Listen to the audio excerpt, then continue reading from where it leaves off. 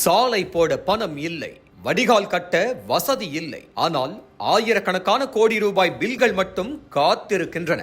சென்னை மாநகராட்சியின் நிதிநிலை தற்போது பெரும் விவாதமாக மாறி உள்ளது.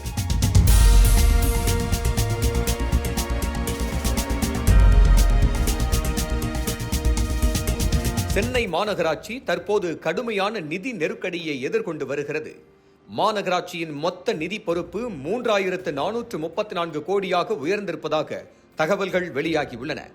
இதனால் நகரின் பல்வேறு உள்கட்டமைப்பு திட்டங்கள் பாதிக்கப்படும் அபாயம் ஏற்பட்டுள்ளது.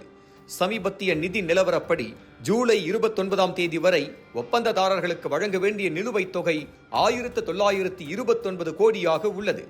இதனுடன் விரைவில் சமர்ப்பிக்கப்பட உள்ள பணிகளுக்கான 1505 கோடி மதிப்பிலான பில்களும் சேர்க்கப்பட்டுள்ளதால் மாநகராட்சியின் மொத்த நிதிச்சுமை 3434 கோடியாக அதிகரித்திருக்கிறது. கடந்த சில ஆண்டுகளாக மாநகராட்சியின் வருவாய் பற்றாக்குறை தொடர்ந்து உயர்ந்து வருகிறது. குறிப்பாக 2025-26 நிதியாண்டில் மட்டுமே சுமார் 1970 கோடி அளவுக்கு நிதி பற்றாக்குறை ஏற்பட்டிருப்பதாக கூறப்படுகிறது. இந்த நிலைக்கு முக்கிய காரணமாக போதிய நிதி ஒதுக்கீடு இல்லாமல் சாலை, மழைநீர் வடிகால் உள்ளிட்ட பல உள்கட்டமைப்பு திட்டங்கள் செயல்படுத்தப்பட்டதாக கூறப்படுகிறது. அதேபோல் மாநில அரசிடமிருந்து கிடைக்கும் மூலதன மானியமும் கடந்த சில ஆண்டுகளில் கணிசமாக குறைந்துள்ளது. இதன் காரணமாக மாநகராட்சி தனது சொந்த வருவாயையே வளர்ச்சி பணிகளுக்கு பயன்படுத்த வேண்டிய சூழல் ஏற்பட்டுள்ளது.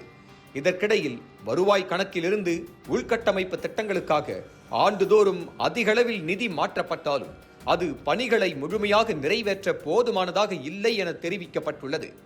நிதி நெருக்கடியை சமாளிக்கும் வகையில் MSME ஒப்பந்ததாரர்களுக்கான நிலுவைத் தொகையை RXIL டிஜிட்டல் தளம் மூலம் வங்கிகள் வாயிலாக வழங்கும் திட்டத்தை மாநகராட்சி பரிசீலித்து வருகிறது.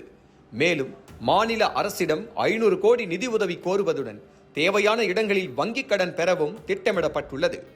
மொத்தத்தில் அதிகரித்து வரும் நிதிச்சுமை, குறைந்து வரும் மானியம், நிலுவை பில்கள் ஆகியவை சென்னை மாநகராட்சிக்கு புதிய சவாலாக மாறியிருக்கும் நிலையில் இந்த நெருக்கடியை எவ்வாறு சமாளிக்க போகிறது என்பதை பொறுத்திருந்து பார்க்கலாம்.